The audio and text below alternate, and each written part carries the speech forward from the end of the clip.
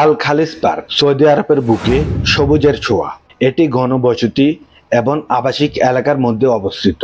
পার্কটিতে 24 ঘন্টা সহজে এবং বিনামূল্যে প্রবেশ করা যায়। রাতের আলো এবং ঠান্ডা বাতাসে পরিবারে পিকনিকের জন্য উপযোগী জায়গা। যদি আপনি শান্ত পরিবেশে খোলা মাঠে প্রকৃতির সাথে মিশতে চান তাহলে পার্কটি অবশ্যই আপনার জন্য। হ্যালো বন্ধুরা, কেমন আছো সবাই? স্বাগতম আমার নতুন ব্লগ ভিডিওতে। আমি সাইফুল, আর আজকে আমি যাইতেছি আল খালিজ মেট্রো স্টেশনের পাশে একটি পার্ক আছে সেখানে। এটি আমার রুম থেকে 4 কিলোমিটার দূরে অবস্থিত। গাড়ি দিয়ে যাইতে 8 মিনিট থেকে 10 মিনিট সময় লাগে। 10 রিয়াল ট্যাক্সি ভাড়া দিয়ে রওনা হই পার্কের দিকে। এটা আল খালিজ পার্ক, আর রাস্তার বিপরীত পাশে ওইটা আল খালিজ মেট্রো স্টেশন। মেট্রো রেলে এবং ট্যাক্সি দুইভাবে চাইলে আপনি আসতে পারেন। গাড়ি থেকে বাইর হয়ে রওনা হই পার্কের দিকে। সামনে আসলে চোখ পড়ে চা বিক্রেতা ইয়ামিনের দিকে। পার্কের হাঁটার পথ এবং বসার জায়গাগুলোর আশেপাশে সৌরচালিত বা এলইডি লাইট লাগানো আছে। পার্কের ভেতরে নির্জন খেজুর গাছের ঘন এলাকাগুলোতে আলো একটু কম। সন্ধ্যার পর ওইসব জায়গায় এড়িয়ে চলা ভালো। সন্ধ্যা 5টা থেকে 7টা, ওই সময়টা পার্কের ভিতর প্রচুর পরিমাণ আলো থাকে। পার্কে রয়েছে প্রশস্ত ঘাসের ক্ষেত্র, সাথে খেজুর গাছের সারি। বিশেষ করে সকাল ও বিকেলের সময় থেকে রাতের পরিবেশ আরামদায়ক সৃষ্টি করে। হাঁটার পথগুলো পার্ককে মুক্তভাবে উপভোগ করার জন্য আদর্শ করে তোলে। ফুটবল ময়দান এবং শিশুদের জন্য খেলার জায়গা রয়েছে। বৈচিত্র্যময় কার্যকলাপের কারণে পরিবার এবং বন্ধুদের সঙ্গে সময় কাটাতে এটি একটি আদর্শ স্থান।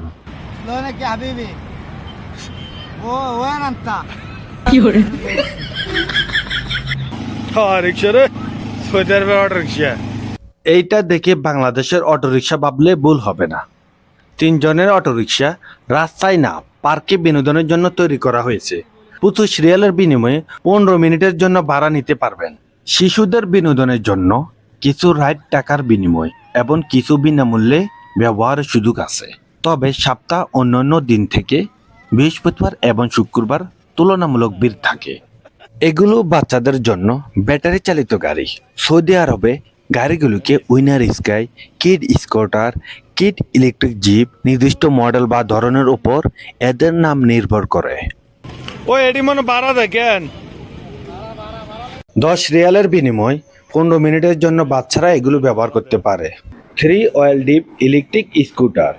এই স্কুটারটি ড্রিফটিংয়ের জন্য ডিজাইন করা হয়েছে, যা রাইডারদের জন্য একটি উত্তেজনাপূর্ণ হয়। এই ধরনের স্কুটার সাধারণত দ্রুত গতির জন্য নয়, বরং বিনোদনের জন্য। এটি সমতল রাস্তার জন্য বেশি উপযোগী।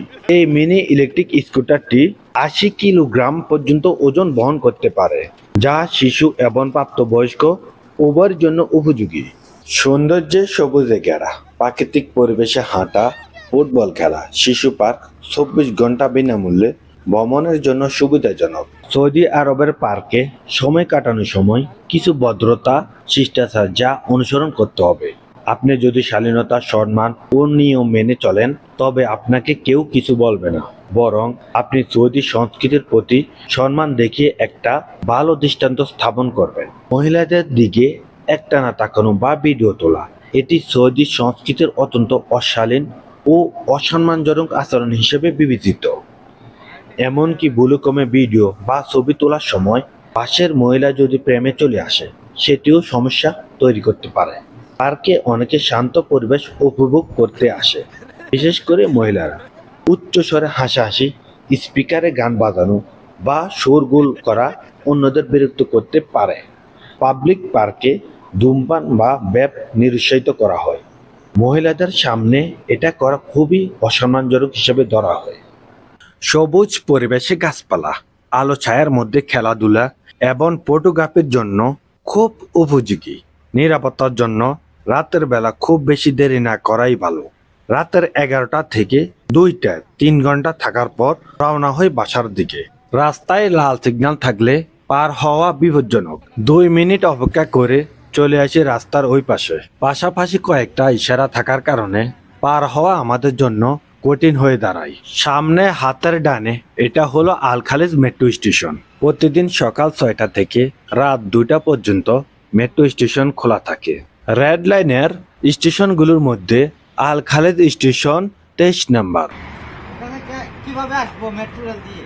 আল খালিদ স্টেশন পার হয়ে এখানে অপেক্ষা করতেছি ট্যাক্সির জন্য। 10 রিয়াল ট্যাক্সি ভাড়া করে পাকিস্তানি ড্রাইভার নিয়ে রওনা হই পাসপোর্টের সুবাস নিতে মাতাম করিম আল রিফে। 3 জনের সিটে 4 জন বসে 12 মিনিটে চলে আসি করিম আল রিফের সামনে। বাইরের সাইনবোর্ডে লাল হলুদ রঙের মিশ্রণে করিম আল রিফের নিচে সাদা রঙে লেখা ব্রেকফাস্টের জন্য বার্গার, শর্মা, গ্রিল, ফালাফেল ইত্যাদি।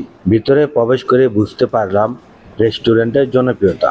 এখন রাত 3টা, তবুও কাস্টমারের ভিড়। 24 ঘন্টা খোলা থাকে। সারা দিনের তুলনা সন্ধ্যায় সব থেকে বেশি কাস্টমার থাকে। এখানে বসলে অতিথি আপ্যায়ন হিসেবে স্যুপের মতো কি জানি দেয়, একটু টক কিন্তু খাইতে অনেক টেস্ট। স্যুপ খেয়ে বসলে একটু পরে আমাদের অর্ডারকৃত বুস্টেড পরোটা, আলুর পাক সাথে কলিজা ঠান্ডা করার জন্য বেরেন্ডা চলে আসে। এগুলো খেয়ে হাঁটতে শুরু করি বাসার দিকে। সবাই ভালো থাকেন, সুস্থ থাকেন।